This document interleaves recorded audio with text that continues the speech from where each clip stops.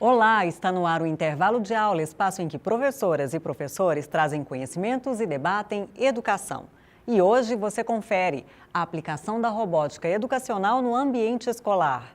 A robótica educacional, ela hoje no Brasil, na realidade, ela já existe já há um certo tempo, né? Só que alguns anos atrás que começou essa modalidade a ser aplicada nas escolas. A inclusão também é pauta de hoje aqui no programa e buscamos responder algumas dúvidas de estudantes e professores.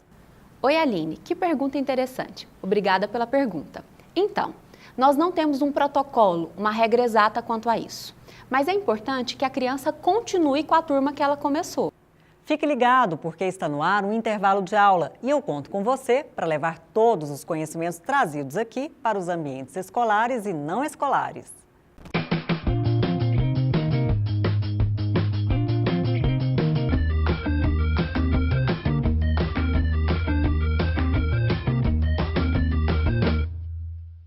Destaque-se no mundo que está cada vez mais audiovisual. Faça o curso técnico em produção de áudio e vídeo. Agora é luz, câmera e ação. Inscreva-se na Faculdade Araguaia. Para mais informações, acesse faculdadearaguaia.edu.br. Faça sua escolha valer a pena.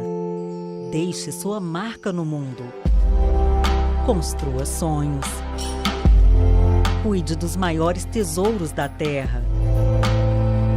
Comunique com o mundo. Ensine e aprenda. Planeje e conduza resultados. Faculdade Araguaia, cuidando de sua natureza.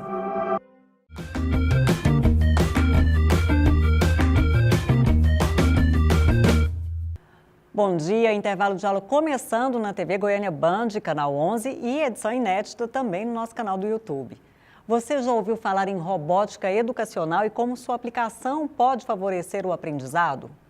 Na entrevista que você vai assistir agora, o professor Marcílio de Lima Bandeira, além de explicar o que é, como funciona a robótica educacional, vai também apresentar que é possível, inclusive, aplicá-la no combate à depressão.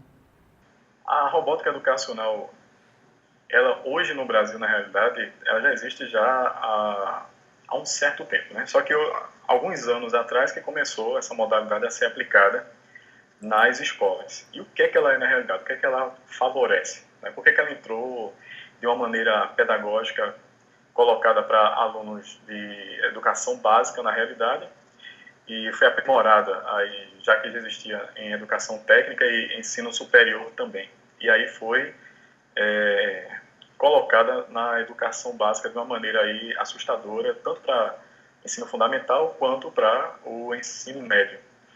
Ela, na realidade, é uma maneira de caracterizar o aprendizado dos alunos, porque a robótica em si só, ela é uma multiplataforma de aprendizagem de produtos eletrônicos, de conexões, com sistemática na parte eletrônica, a parte de desenvolvimento em automação, e aí ela foi adaptada num contexto menos acadêmico, vamos dizer assim, para que ela favorecesse o aprendizado utilizando várias disciplinas, agregando nas aulas de robótica, onde são sugeridos a criação de projetos, a criação ou desenvolvimento de situações que possam ajudar a comunidade em si, ou até resolver alguns problemas citados em algum projeto dentro da escola. Então, isso auxilia o aluno a desenvolver essas habilidades no contexto interdisciplinar. Ele vai mexer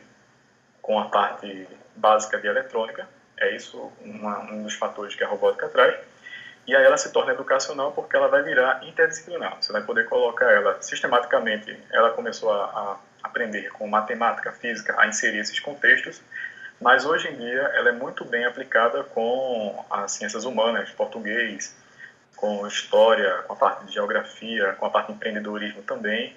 E aí ela tem uma eficácia muito grande dentro do ambiente escolar, dentro do setor acadêmico da escola, onde os alunos ficam muito mais engajados nos seus estudos diariamente, e aí nós temos êxito nas aulas de robótica de uma maneira que ela é contextualizada de uma maneira interdisciplinar.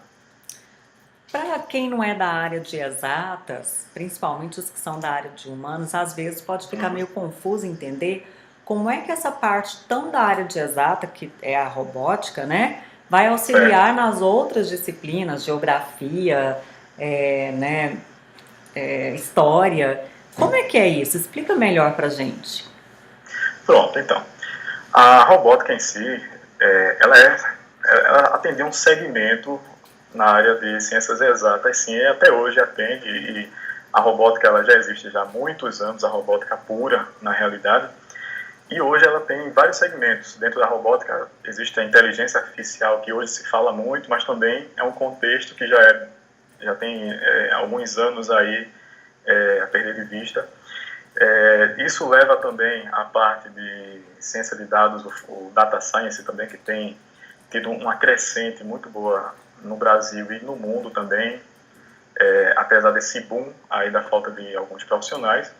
Mas, na realidade, a robótica, quando ela é implementada ou quando ela é aliada a uma ciência humana, vamos dizer, língua portuguesa, história, geografia, o empreendedorismo, da mesma maneira, como é que é feito, na realidade? É uma ligação, é um elo que se cria junto com um projeto com o professor. Então, os professores, na realidade, ele pode ter zero conhecimento de robótica, mas, obviamente, é interessante ter um mínimo de treinamento para viabilizar até a questão de aulas também. E isso é feito de uma maneira sistemática, ou seja, o professor de língua portuguesa, por exemplo, ele pode criar um projeto com os alunos onde ele pode desenvolver algumas características da aula que ele possa colocar, vamos dizer um assunto, orações coordenadas, por exemplo. Então, ele pode fazer desse tema, para alunos do 9º ano, colocar as características principais daquele assunto, fazer uma formatação, uma criação de um mini robô com poucos movimentos, apenas com alguns motores e pilha, e pode fazer como se fosse um apoio acessível no aprendizado dos alunos. Então, eles podem utilizar visualmente o robô, na realidade, formando esse projeto.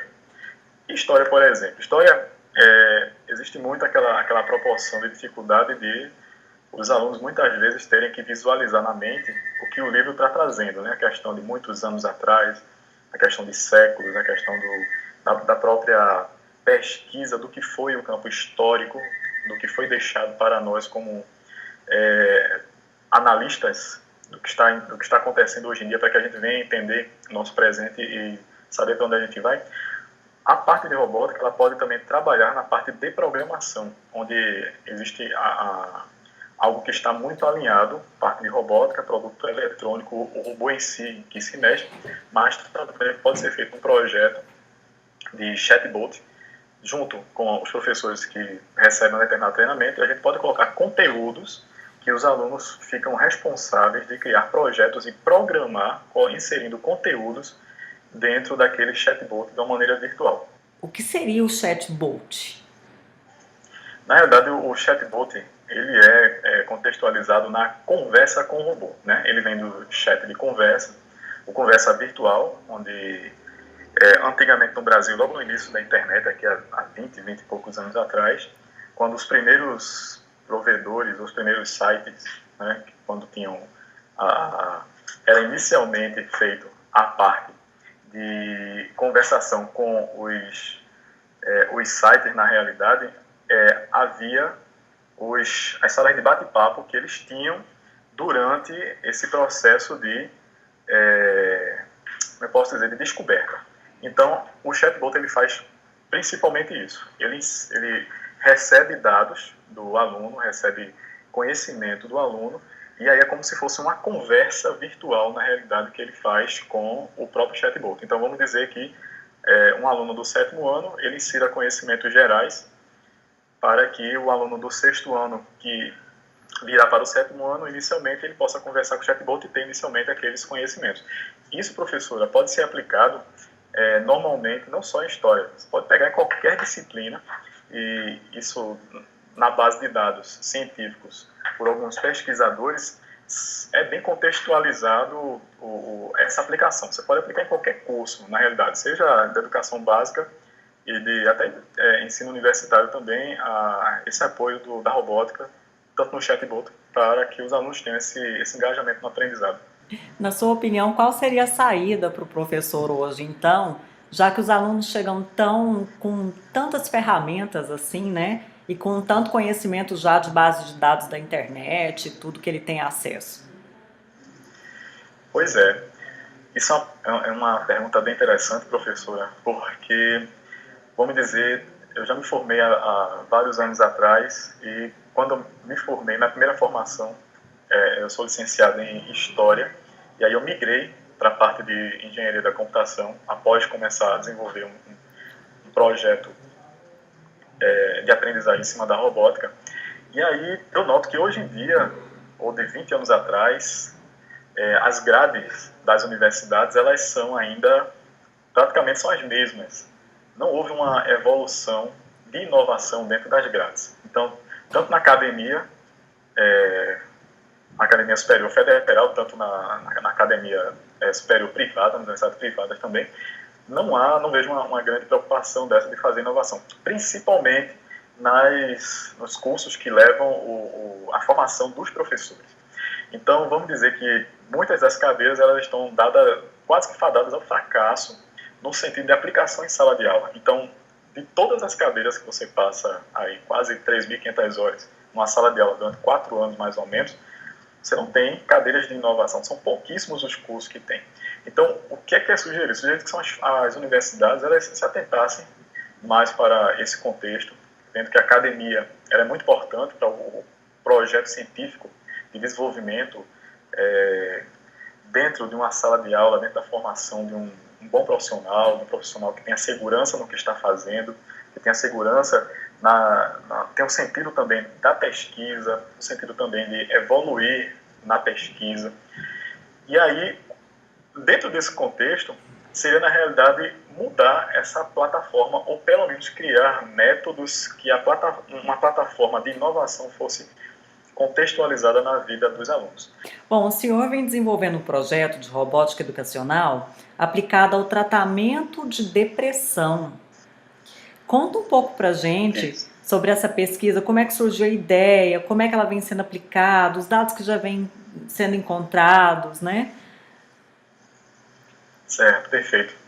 Bem, de uns 3 anos para cá, a gente, isso foi graças a Deus, foi dentro do próprio projeto de inovação para engajamento dos alunos, que até então o projeto inicial, ele tinha um conceito de elevar o nível de desenvolvimento na parte cognitiva dos alunos, aqueles que têm dificuldade em aprender em qualquer disciplina, seja português, matemática, ciência, geografia.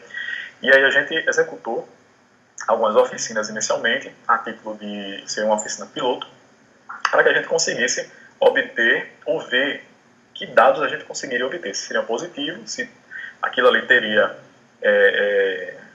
faria sentido continuar naquele sentido, aplicando em alunos do 1º até o 9º ano, vamos dizer assim, se faria sentido fazer essas oficinas, se seria interessante e ajudaria.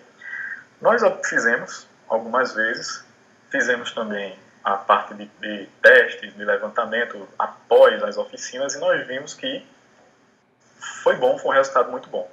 E aí, dos 3 anos para cá, a gente já fez um levantamento de outro público nessa parte adolescente, juvenil, na realidade, e vimos que, por questões de algumas situações do dia a dia, que nós já levantamos sobre a questão dos alunos, alguns deles vinham com a depressão em si, né, o sentimento de depressão, e vinham de fato com um laudo de depressão. E aí nós já fizemos algo mais específico. Utilizávamos as oficinas de criação, que são oficinas de inovação e criação, que a gente chama aqui de os engenheiros do futuro.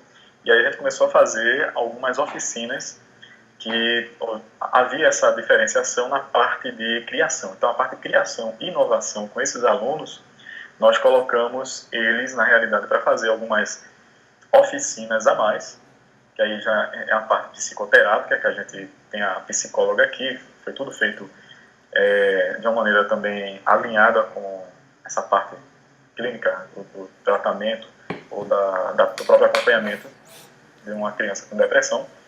E aí a gente notou, dentre os fatores, que com algumas semanas de aplicação das aulas, a gente já notou os alunos tendo uma melhora muito grande na sua estima. Alguns que tinham uma baixa estima ficaram com uma estima muito melhor, uma aceitação muito melhor, como eu posso dizer, conseguiram se relacionar melhor em equipe, porque a robótica também ela tem muito dessa vantagem de você ter as regras, os limites, as normativas da equipe, respeitar a liderança da equipe, até porque você também pode ser um líder ali, ser escolhido um líder no futuro.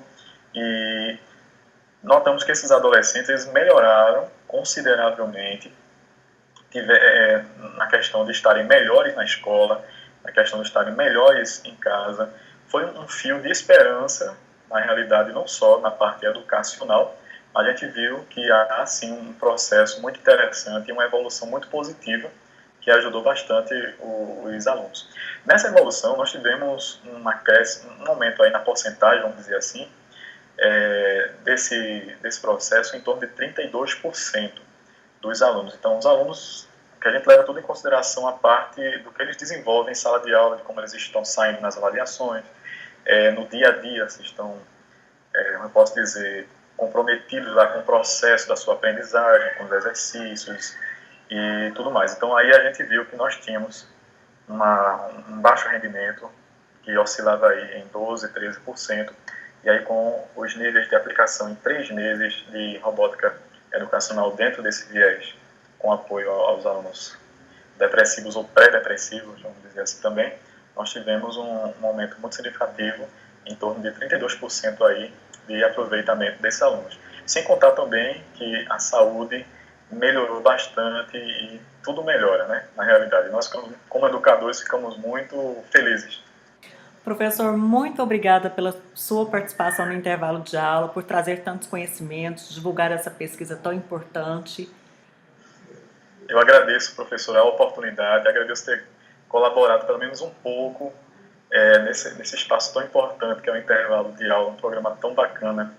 No dia a dia, ajuda bastante, na realidade, a academia, ajuda bastante os alunos, com muita informação de qualidade, que é o que a gente precisa hoje em dia no Brasil. Obrigada.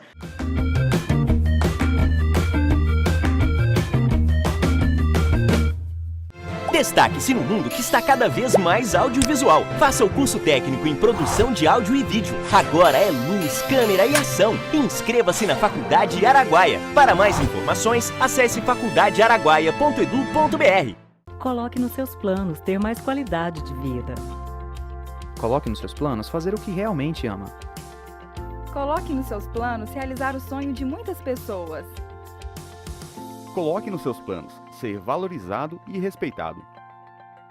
Coloque nos seus planos cuidar de tudo que é importante. Inscreva-se no vestibular 2018. Faculdade Araguaia. Coloque nos seus planos. Não pare o que pode te impulsionar.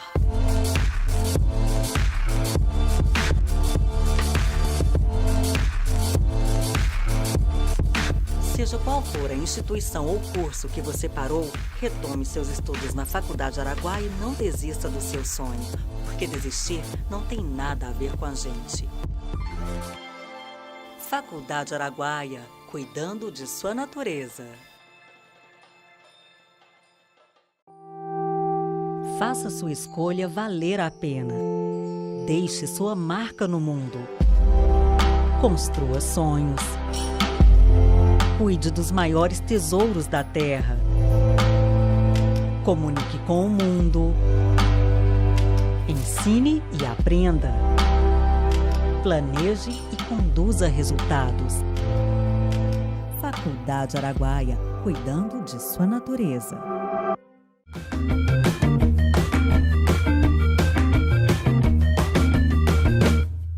Voltamos ao intervalo de aula, espaço em que professoras e professores trazem conhecimentos e debatem educação. Nesse bloco, o tema é inclusão. E a ideia foi trazer dúvidas referentes a esse tema que hoje serão respondidas pela professora e psicóloga Paola Carlone, coordenadora do Inclui, o Núcleo de Estudos sobre o Ensino para Pessoa com Deficiência da Faculdade Araguaia.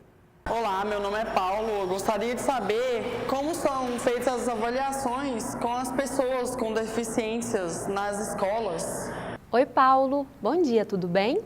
Sua pergunta é bastante importante e é uma questão que inquieta vários profissionais da educação.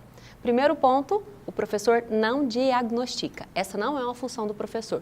Diagnosticar é função de profissionais da saúde, fundamentalmente médicos, principalmente uma equipe multidisciplinar. Então, médico junto com psicólogo, com fonoaudiólogo, com profissionais outros que olham para esses sintomas que podem se apresentar em sala de aula, vão fazer o diagnóstico. Então, diagnosticar não é função do professor. O professor não tem que saber o que fazer nesse sentido de identificar. Se o professor percebe aí alguma coisa nessa criança, alguma coisa que ele está com dificuldade, que ele não consegue trabalhar, é interessante duas coisas. Primeiro, buscar a ajuda da coordenação e da direção da escola, porque a gente tem que lembrar que a educação inclusiva não pode ser responsabilidade só do professor. A educação inclusiva, ela vai atingir 3 esferas fundamentais: a sala de aula, a escola e a sociedade. Então, uma coisa não funciona sem a outra. A gente tem leis relacionadas à inclusão. Essas leis são leis que se transformam em políticas públicas. Então, as políticas públicas vão orientar a sociedade nesse processo de inclusão. A escola precisa aí propiciar uma situação em que é possível incluir. Então, a escola tem que pensar estratégias. E o professor é aquele que está diretamente ligado nesse processo ali, né? E ao estar diretamente ligado, ele tem que contar com apoio, tanto da escola quanto da sociedade. Então, o apoio da escola vem em forma de um diálogo, né? É preciso perguntar se essa criança já estava na escola antes, como isso era feito, para a gente, inclusive, dar continuidade para um trabalho. E também é importantíssimo aí a participação e o apoio dos pais, né? A gente pode chamar os pais enquanto parceiros, né? Não enquanto alguém que a gente está questionando, né? A gente tem que tomar muito cuidado para alguma pergunta não tomar um tom de acusação, né? O pai aí e a mãe, eles são parceiros, são pessoas importantíssimas num processo importante que é qual? O processo de aprendizagem. A gente tem que, enquanto professor, estar muito centrado na ideia de que a nossa função é ensinar para que o outro aprenda. E nesse sentido, a criança com ou sem deficiência precisa ir para a escola para aprender. A socialização também é importante. A escola é um meio fundamental de socialização, mas além da socialização, é fundamental que todas as crianças aprendam. Quando a gente fala de educação para todos, é educação para que todos aprendam. Então, a função do diagnóstico não é da escola. A função do diagnóstico é de um médico. Se for uma criança, um pediatra. E quem leva a criança nesse pediatra são os pais. Por isso a importância da parceria. Meu nome é Aline Caldas, eu sou estudante do curso de Educação Física na Faculdade de Araguaia e eu gostaria de saber como são matriculados os alunos com deficiência, de acordo com a faixa etária ou pelo desenvolvimento intelectual deles? Oi, Aline, que pergunta interessante. Obrigada pela pergunta. Então, nós não temos um protocolo, uma regra exata quanto a isso. Mas é importante que a criança continue com a turma que ela começou. Quando ela começa na turma da mesma idade dela. Então, ela precisa estar próxima a esses colegas, porque, inclusive, esse processo de socialização com os seus pares também vão ser importantes na inclusão. Então, no processo de inclusão, a gente deixa a criança com as crianças da idade dela e, junto, a gente faz um trabalho. Para isso, tem o AEE, que é o Atendimento Educacional Especializado. O AEE funciona no contraturno e ele vai ser um suporte para a sala de aula regular.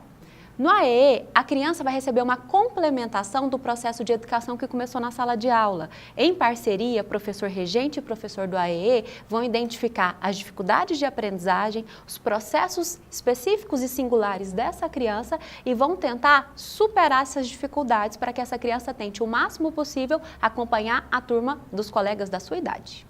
Olá, meu nome é João Pedro, sou aluno da Faculdade de Araguaia no curso de Engenharia Civil e eu queria saber como é feito o acompanhamento para alunos com deficiência visual nos cursos superiores. Oi, João Pedro. A pessoa com deficiência visual, ela pode ser cega, né, tendo uma deficiência total da visão ou ter baixa visão. Então, já temos aí 2 situações distintas. No caso da baixa visão, a gente às vezes vai fazer adaptações do tipo aumentar muito o tamanho da letra da prova, né? Essa pessoa tem uma baixa visão, ela não é cega, ela consegue ainda enxergar. No caso da pessoa cega, são outras estratégias.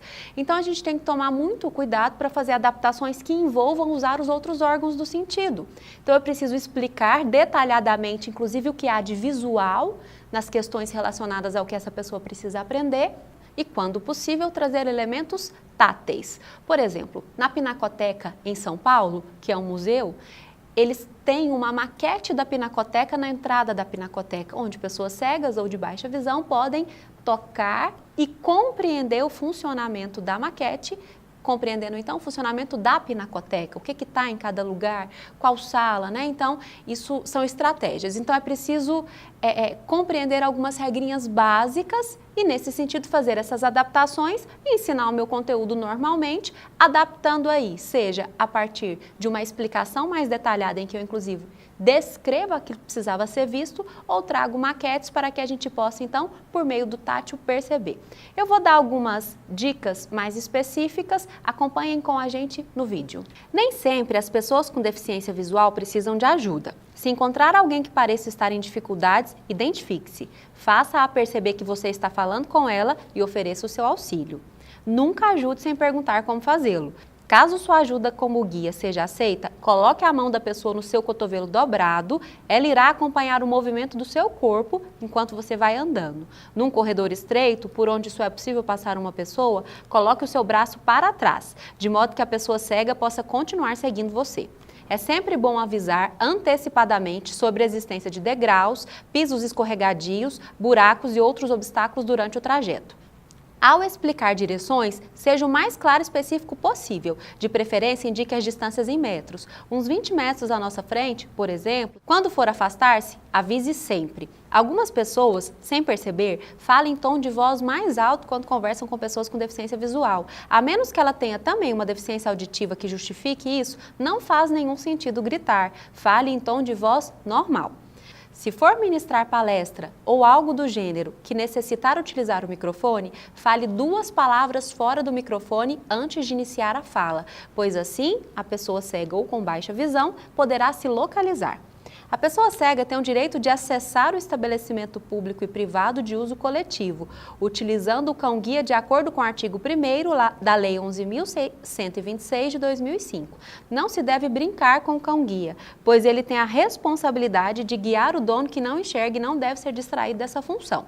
A pessoa com deficiência visual que utiliza a bengala verde possui baixa visão. Cabe ressaltar que a utilização da bengala verde ainda não é comum. No convívio social ou profissional, não as exclua das atividades da organização. Estimule que elas expressem como poderão desempenhar as atividades, pois o diálogo pode contribuir com o desempenho produtivo na escola, reduzindo o agravamento da deficiência pela falta de condições assistivas, além do preconceito no ambiente organizacional e institucional da escola. Fique à vontade para usar palavras como veja e olhe, pois as pessoas com deficiência visual as empregam com naturalidade. Elas veem por outros meios, como por exemplo o tátil. As pessoas com deficiência visual podem interagir com o computador acessando os sistemas operacionais Windows e Linux, entre outros, fazendo uso de seus aplicativos mediante esses programas ledores de tela. Então, João Pedro, como você pode ver, a gente tem algumas regrinhas básicas e as tecnologias assistivas. Em sala de aula, eu preciso transformar os meus textos em Word para que um programa específico do Word possa transformá-lo em áudio, porque como essa pessoa não pode ler o texto, ela precisa ouvir esse texto. Além disso, temos o braille e também maquetes. Então, é preciso criar estratégias e adaptar a minha aula o máximo possível para que essa pessoa possa aproveitá-la e utilizar plenamente todos os recursos de aprendizagem que eu posso oferecer. O intervalo de aula de hoje fica por aqui, mas sábado que vem tem mais e eu conto com a sua audiência para podermos difundir conhecimentos e juntos refletirmos sobre assuntos que podem fazer a diferença no ambiente escolar e não escolar também. Quer sugerir pautas, enviar seu feedback sobre o programa? Anote o nosso e-mail. Durante a semana, você já sabe, estamos também nas redes sociais e todas as nossas edições também estão no nosso canal do YouTube, nesses endereços que aparecem aqui no vídeo. Se inscreva no nosso canal, compartilhe, curta os vídeos que gostar e vamos juntos, unidos pela educação por um mundo cada vez melhor. Obrigada pela companhia e até sábado que vem.